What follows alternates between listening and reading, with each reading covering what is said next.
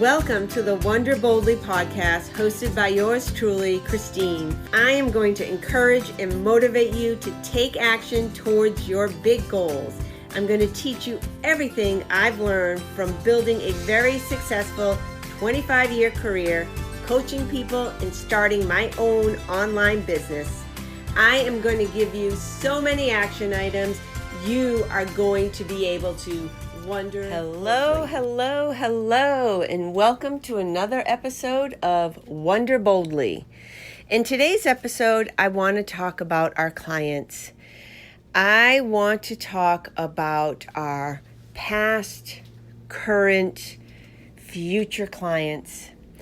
And I want to really highlight what it means to be a person who is in service, who is producing products that are serving others, who is producing programs, doing coaching. You are serving others. This is such a huge and magnificent opportunity that we have embarked upon, and it has so much responsibility with it.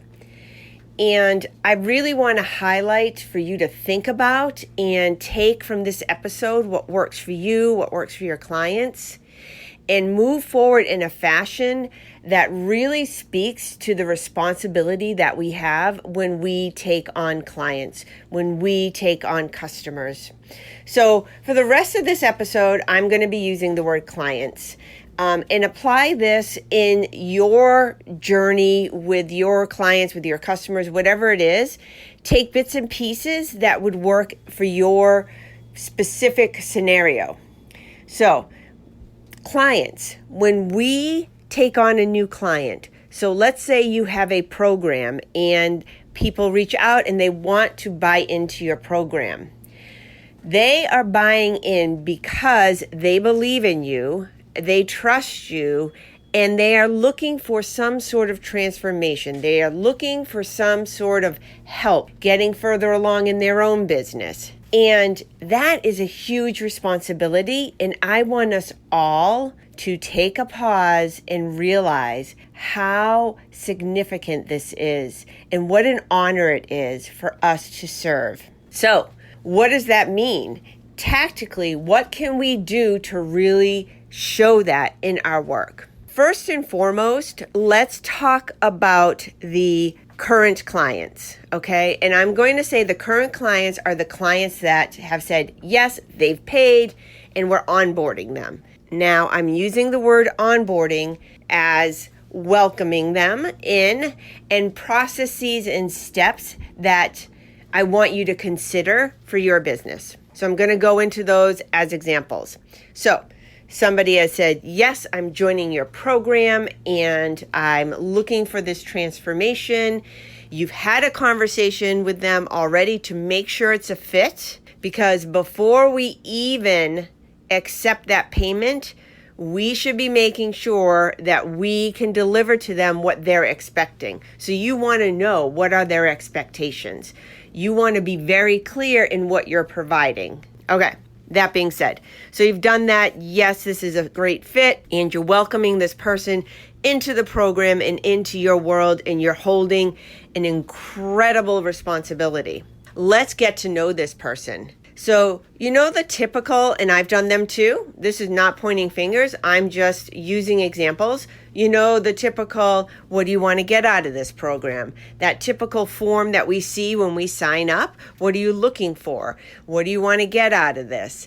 And what have you tried in the past that hasn't worked? And that really helps us as people who are serving so that we can best serve the folks who are in our programs. Those are great questions. I want us to get even more granular. So when you onboard a new client, I want you to have questions so you can get to know them better.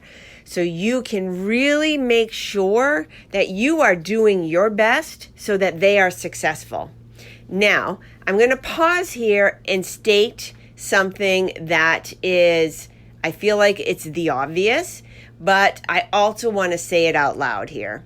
And that is, our responsibility is to do the best that we can within the program that we are offering. Now, if your client is yes, they sign up and they say they understand and then they don't do the work, then that is on them. We are not in a position to somehow miraculously be able to hold somebody's hand and make them do the work. If they're growing their business and they're needing to do a sales page or working on their branding or whatever it is that you provide, if they don't do the work, that's on them. Okay, so I said that. So when you are onboarding them, you want to understand, how do they learn best? What do I mean by this? I'm going to give you an example. You know I always give examples. The example I'm going to give you is, let's say you are running a group program and there are weekly calls. And of course, I'm saying this because I have a group program and this is part of the process for the group program. There are weekly calls and you come together as a group, and the folks that can't make it, we offer a replay, right? So in my onboarding process, before that even happens, before the classes even happen, I'm asking each individual person, Christine, Mary, Steve, whomever, I'm asking them specifically in this form, or however you want to do it. Maybe you do it on a Zoom call. Maybe, like I said, you do it in a form. However you're gathering the information, you want to know how they learn best. Do they want video? Do they want a transcript? Do they want audio? What do they need to learn best? So you're going to ask them that. Then you're also going to ask them, how do you want me to deliver the information in this program and how often? My example here is, let's say it's a 30 meals program and you're going to be providing 30 recipes. So are you providing that all 30 at the beginning so that they can pick and choose? Are you directing them that you want them to hit each meal on a certain day? Whatever the process is, you want to know from them, do you want me to send this over email? Do you want me to send this over text? How do you want me to send you this information? And then, so important, how often do you want me to send it? How many of you, raise your hand if you've been in a program and they have material and then you're looking for it and you can't find it and then you ask? And I know for me, I hate to ask again, I can't find it. So you don't want to put your clients in that position. So asking them up front, how often do you want me to send you the information? Do you want me to send that once at the start of the program and you will know where to find it? Or let's say it's once at the start of the program and you will manage your ability to find that material when you need it. Or would you prefer I send it out once a week, once a day, twice a month, whatever it is? Asking specifically what that person, not the group. I want to be really clear here. I'm talking about each individual person in your program. Being very clear before you head into your own program, this is a side note, about what your boundaries are is very important so that you can set up the right expectations. So I'm going to use this example. Maybe you have a boundary where you are not going to provide material every day. You don't have the time for it, you don't have the bandwidth, whatever the case may be, it doesn't even matter. You don't even have to explain it. That is your boundary. Like, I only send out things once a week, and that is the most I can do. Now, if once a week is too much for somebody, great, I'll send it out once a month.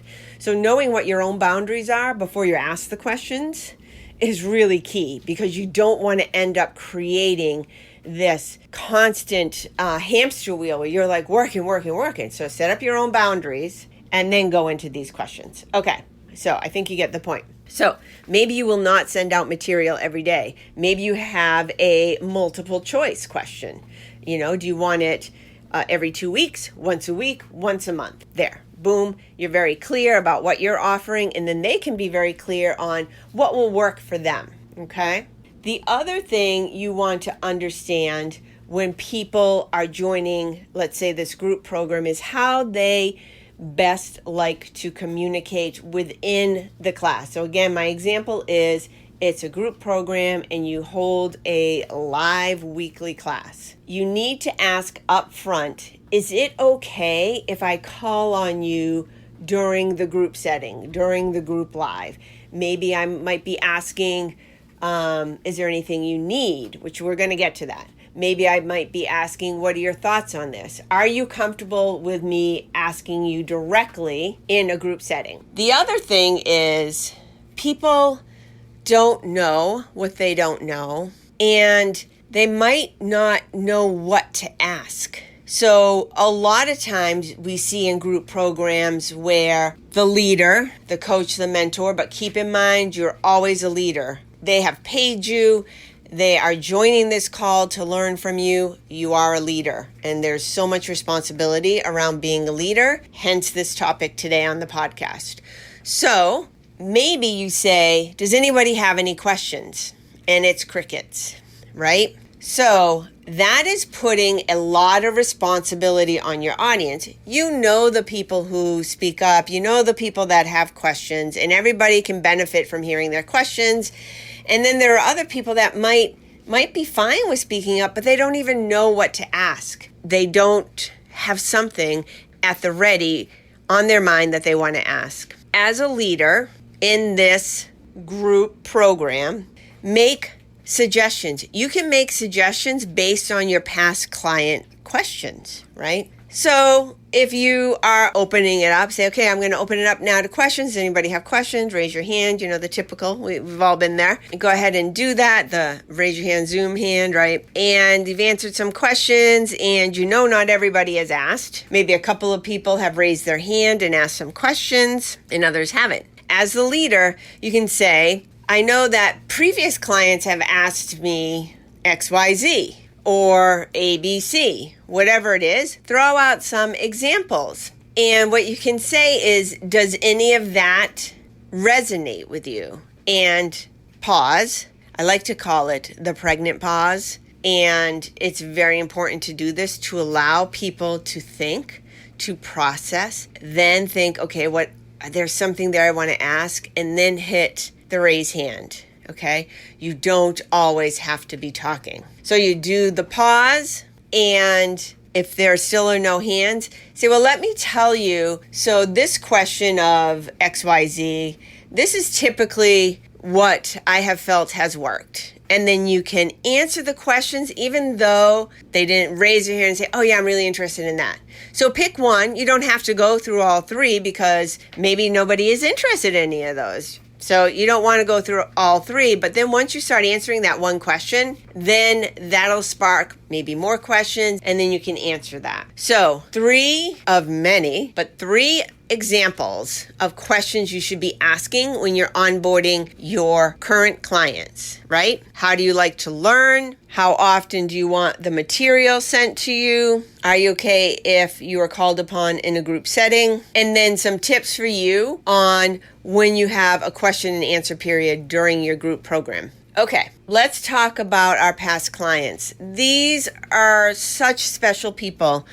They joined our world, and they've had transformation. They've moved on from our program, and they are still people that you want to check in on. You want to see how they're doing. You want to see if they need anything additional. I'm not talking about another program. Yes, of course, a lot of you sell programs that are maybe entry level and then mid-level and higher level. I'll just call it that to be general. But I'm just talking about, is there anything you need? You know what? I'd love to just jump on a quick call and chat for 15 minutes. Great. Would love to do that. These clients are still in your community. So check in on them. We in this space are people who are working to serve others, to bring transformation. And I know it can get really busy. And I know you all have good intent and you're doing fabulous. I'm just reminding you to carve time out in your day in these ways for your clients. So the past clients, you're carving time out. Maybe you pick once a month or twice a month, depending on the size of your community of the past clients. Maybe depending on how many past clients you're checking in with. For the current clients,